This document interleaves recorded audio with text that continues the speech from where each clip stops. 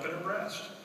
She was scared and asked Crystal to accompany her to the Darlene Cass Women's Imaging Center for her biopsy. Her friend received wonderful news. She was cancer-free.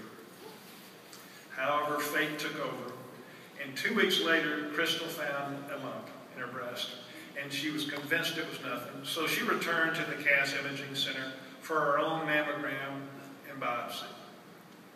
The next day, she got her results. Crystal was diagnosed with breast cancer at the young age of 25. Another intersection. She underwent a double mastectomy, 16 rounds of chemotherapy, 35 rounds of radiation, and reconstructive surgery. This remarkable young lady has been through an awful lot, and she has many more challenges in front of her. What you're about to see is an example of how Baylor has made a difference in this beautiful young lady's life.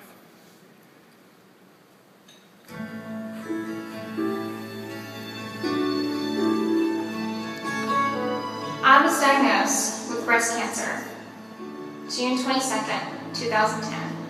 I thought that my world was falling apart. I didn't know what to do. I was 25, days away from turning 26, and this wasn't quite the birthday present I thought I was going to get. So I was really scared. I didn't know what to do. I didn't know who to turn to, but that's what was so great about the system Baylor has in place, because the person on the other end of the phone that's telling you your initial diagnosis is also telling you what you need to do next. You don't have to think about it. You don't have to worry about it. You just go, they tell you. The team here is amazing, and they've taken such good care of me, and they always look out for me. After I did my surgery, I started chemotherapy. And I met with a medical oncologist here by the name of Dr. Joyce O'Shaughnessy. And I couldn't be happier with the lady I was put with. And you have to realize, as a cancer patient, this person, the medical oncologist, is the one that's going to turn to you. And they're going to say, we need you to take this chemo. You're going to lose your hair.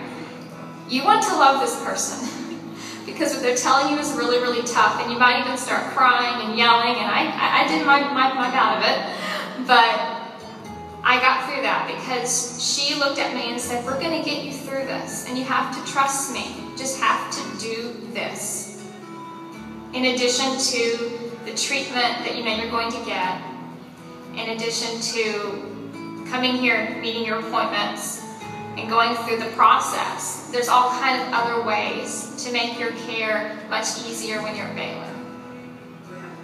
Definitely utilize the patient navigation system, because every journey of your cancer treatment, you might need to go back there and you need to get the doctors together on something, and that's the way to do it. They will get everyone on the same page.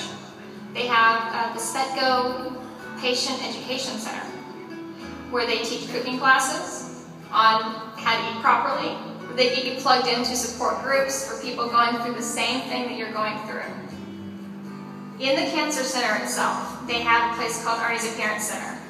When I was going through radiation, I needed to have certain products that didn't have metal in them, like cosmetics and things, and so I bought everything there because they knew what I needed. I mean, I was getting radiation downstairs. I just went upstairs and got the products I needed. It was so convenient.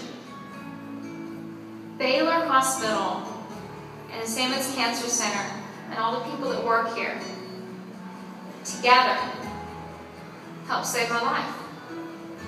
And they continue to do it every day.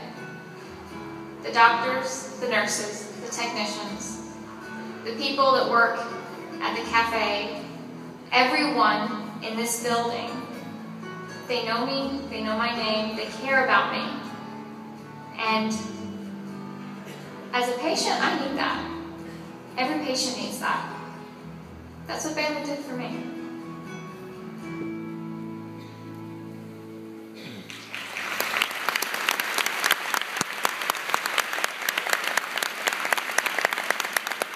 People ask me all the time, what makes Baylor so unique? Well, I'll share the secret. We aim to be a model for the world, how outstanding medicine can be when the patient is at the center. And that's the Baylor difference. With your help, we are bringing real hope to breast cancer patients and their families until this disease is just a distant memory. The big intersection represented by Janet McKimson, Marianne Cree, and Crystal Griffith, and every mom, every sister, and every mother in the audience today, all remind us that we need to be a little impatient, pushing ourselves just a little bit harder to advance the science so our friends and family won't have to deal with this insidious disease. Crystal, thank you for sharing your story. You're a perfect example that heart is more than just a biological term. You've touched a lot of lives this afternoon. Our prayers and best wishes are with you. I just talked to her a few minutes ago. She says she's going to undergo the next round of chemo tomorrow. So we're pulling for you. Now, let's get down to business. At this time, it is my distinct pleasure to introduce a gentleman I'm sure you all know. He's a celebrated award-winning actor and a New York Times